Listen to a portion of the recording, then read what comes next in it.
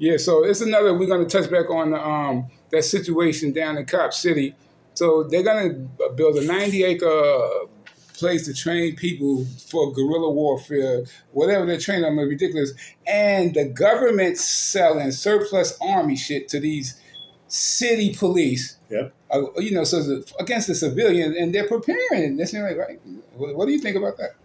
You're schooling me to it, but tell me what you think. Well, I mean, they want it both ways. They're going to talk about community policing, have the police live in the same neighborhoods, have them get out of their cars, blah, blah, blah.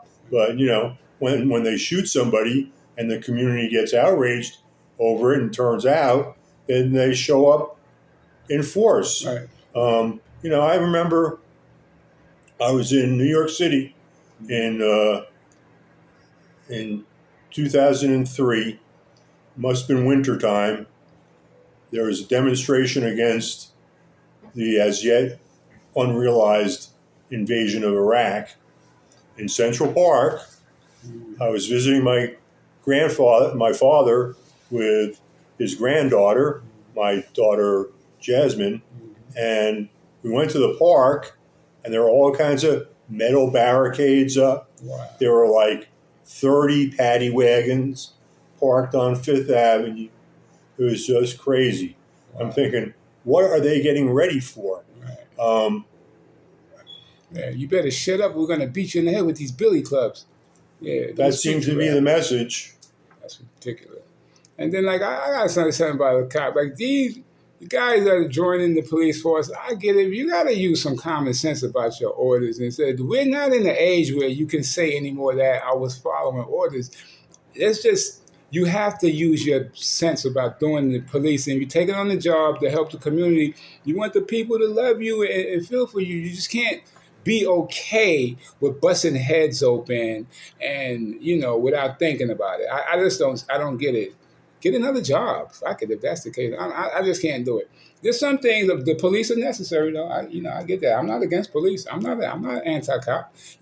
I'm anti-piece of shit cop.